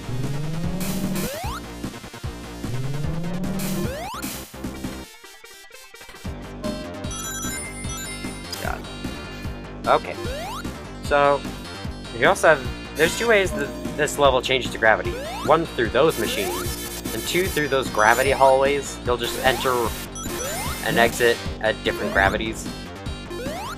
At the 2 different gravity directions. Oh, this part. Oh god. Alright, I have 0 wing. Oh! There we go. Will I be restarted back at the beginning? I sure will. Alright, so, one good thing to note for those little... I don't know what to call those parts. Like little elevators with conveyor belts on them. Conveyor belt elevators. Every time you jump on them, the belt changes direction. So, it's a good thing to head into that section, knowing that. I didn't know that my first playthrough, so I struggled a lot with that section. I had to abuse save states to get through that section. It was hell. But I did at least make it through. I did at least beat this game. This whole level in my first playthrough, I was on 1 life left. So if I died, I would have had to restart the Death Egg Zone from the very beginning. At least, it's better than starting the whole game over from the beginning. Oh god. I hate those guys. So yeah, every time you jump, when you jump for that, start going left. Okay, now start going right. Then they make you do it upside down, so go left, now go right, now go left. Then keep going left for the rest of the section. Once you know that, the section isn't as bad. Alright, so let's watch out for this guy. Fuck this guy. Then you got this quick section.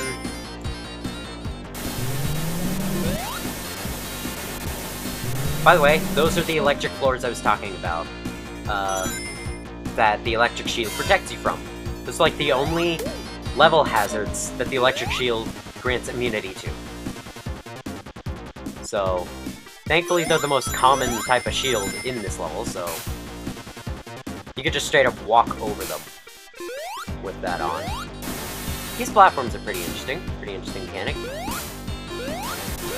Better not stay on them too long though. Oh, there we go. If you stay on them for too long, they will break apart and fall into a death pit.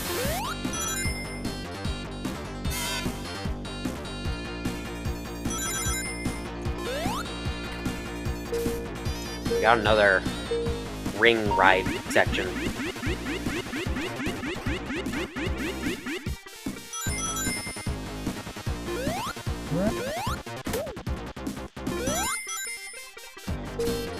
Another one.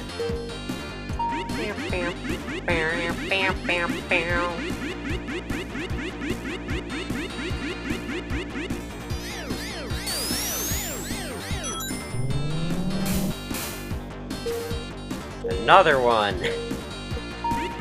This section of the level loves these things.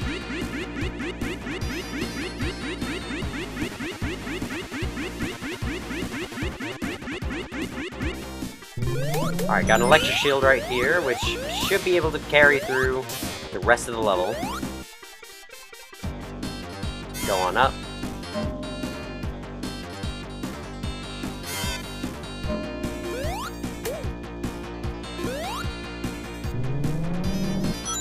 Alright, this section of the level is the last section.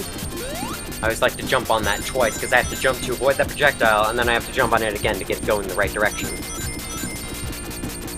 But after that, it's just a peaceful ride to the area right before the boss of the level. It's not the final boss, but it is a boss right before the final boss. This guy's a pain. He holds up a shield so you can't attack him directly. What you instead have to do is enter these chambers and get these little cars to attack him because they're spiked at the top. And you just gotta do that 8 times. Lovely. So this boss is all about timing, and I'm not really that good at timing. And so this boss can be a massive pain. Please hit him. Oh, that just barely hit him. Good thing. Oh god. Ah, I entered it too early. If he's off screen, you can still tell if he's hit based on the score. The HUD flashing white because Genesis color palettes. Oh god. Ow, the one he was above got destroyed. If the weird thing, if any of those little things is stuck on the ground for too long, they'll just get destroyed, and they could screw up your timing. Alright, I believe I'm gonna hit him here. No! Got destroyed. I thought I was down there long enough. I thought I was down there. I didn't think it was down there long enough. That is what I meant to say. My commentary is awful. I'm very sorry for bringing this awful commentary upon the internet. No, I timed it wrong. I swear to go. Is he moving faster? He may be moving faster.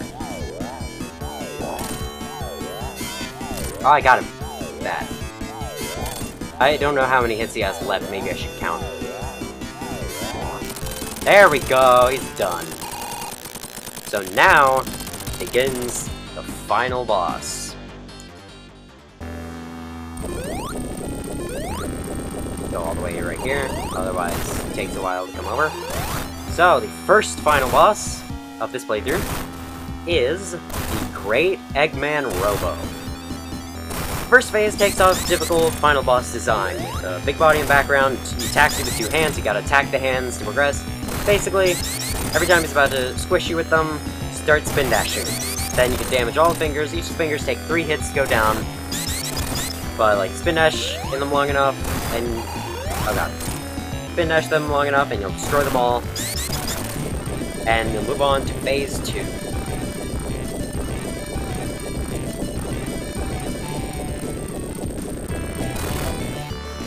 Alright, so, phase 2, he auto-chases you down this long tunnel. Oh god. He'll keep spewing fire from his nose, but if you attack his nose, then this will open, and you can attack it. And then, whenever his vulnerable point is open, he'll shoot a laser at you, that you can avoid with a well-timed jump, or you can just duck, if you prefer. Guess how many times you have to hit him? 8. Even the final boss only takes 8 hits. Basically, just repeat this pattern for the rest of the fight, and you've got it. You can see the Master Emerald is being used to power that laser, supposedly.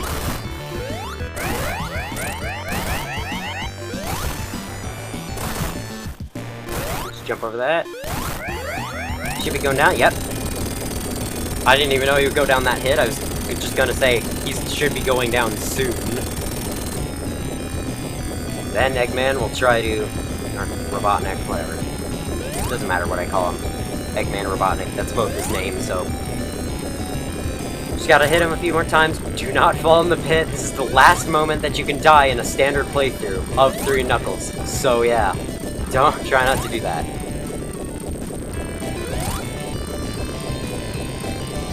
Alright, and with that, we've taken down his Death Egg.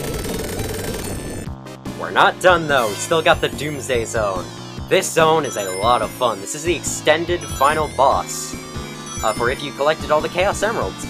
In which you take control of Supersonic and need to chase down Robotnik as or the robots that are taking the Master Emerald away to get it back, basically. The controls are simple, you just move Supersonic across the screen with the arrow keys, or not the arrow keys, the D-pad. I'm only saying arrow keys if you're playing in an emulator. You better collect rings, because being Supersonic drains rings, and in a normal level, running out of rings just turns you to normal Sonic, but here, you fall and die, so that is the main danger in this level.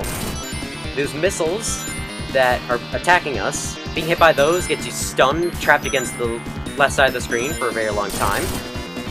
And you basically just have to not get stunned and defeat the boss as quick as you can. So, here we got phase 1 against this blue thing, which is the thing releasing the missiles. So, you want to lead them to its head and try and get them to attack the head. It can be a little weird. Genesis didn't exactly have the best hitboxes for everything, so oh god. This is a very fun boss, though.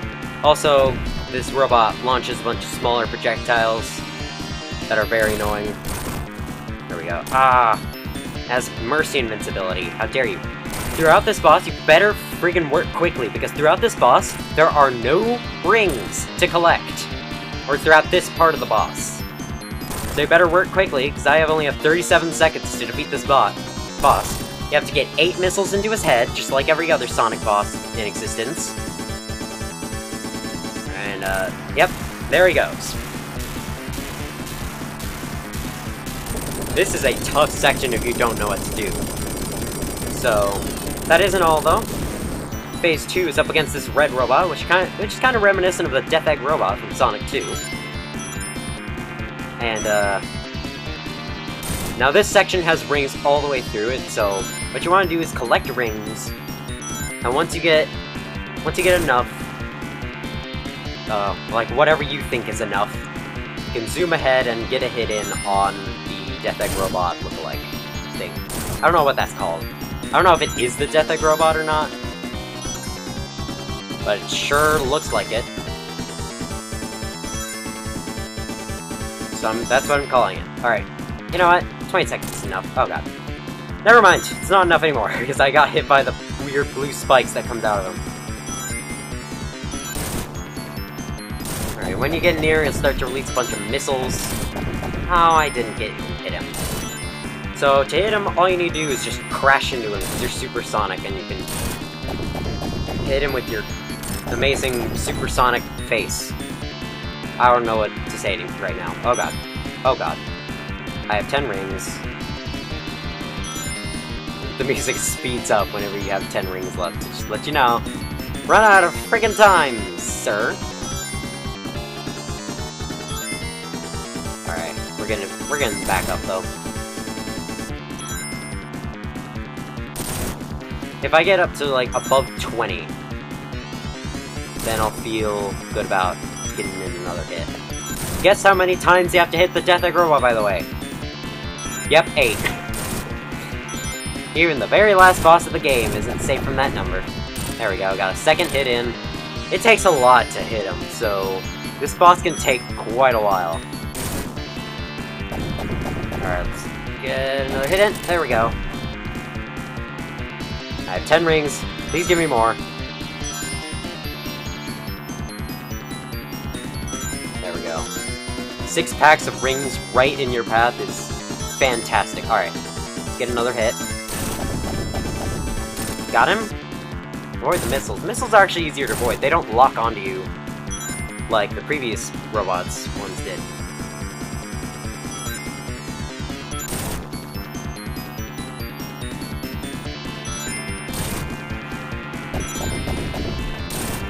Alright, please. Oh, I didn't hit him. Alright, I gotta collect rings. Hit again. He only launches the missiles when you're close. Luckily, oh god. Meteors can also slow you down. Part of the reason why I didn't land a hit back there. Got him again. I think that was 4. It was hit 4. Hope was.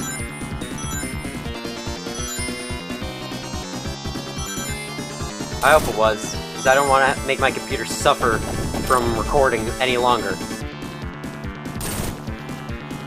Oh god. Get that. Get this. Get these.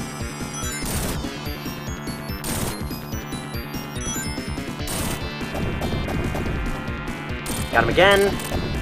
Oh god.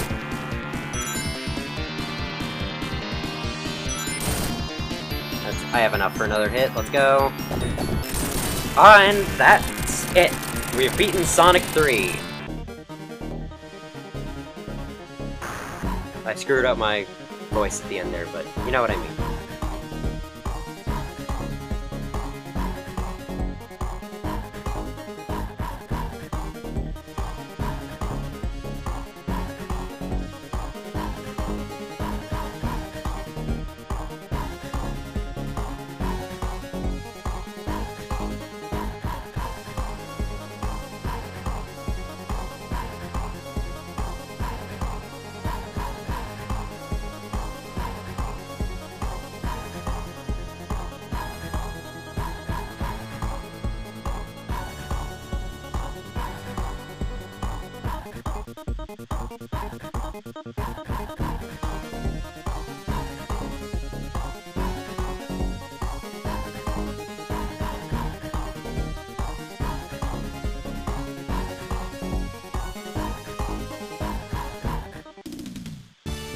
Alright, that's the game.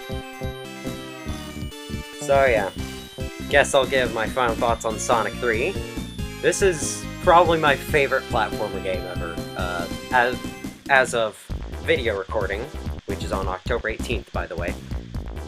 So, yeah, I don't think I've played a platformer game that's as good as this one, in my opinion. This game is tons of fun. It's quite a lot to replay, but I've replayed so many times that this is one of those games where usually if I play a game too long, I get tired of it, but this is one of those games where I don't get tired of it all the way through. Even though it takes me 2 hours to beat, still, I just have a lot of fun playing through it. And, Yeah, the game looks great. The game's music is awesome. Level design, it's like good. I don't really know how to judge level design. I'm not like a smart reviewer or anything. But there's only one irritating zone. That's Marble Garden. Every other zone's fine. And Flying Battery. The existence of Flying Battery probably elevates it to best platformer I've ever played. Though I don't know. I haven't played Mania yet. I may change my mind if I ever get around to playing that game. So yeah, that's basically my thoughts of this game summed up. It's really good, and if you're a fan of Sonic games, I definitely recommend you check it out. Now, I know this video is so low quality in every way. It's low resolution, 30 frames per second. Terrible microphone quality. But honestly, this is all I can do right now. So, I hope that whoever watches this video actually does enjoy it, and watches all the way through, even though, I mean, it's a little over 2 hours, you probably won't want to watch through that. But yeah, this is the best I could do right now. Not everyone just has a bunch of high-quality microphones laying around their house. So, I would just repeat the same thing. This is all I can do right now, over and over again, if I were to continue with this. So, I'll try to get this. I'll try to improve as a YouTuber. I'll try to get content out in the future, if I even get around to that. But yeah, that was my Sonic 3 playthrough. Hope you enjoyed. Hope you didn't click off the video in the first 2 seconds when you saw it wasn't HD. And I'll see you in whatever I do next.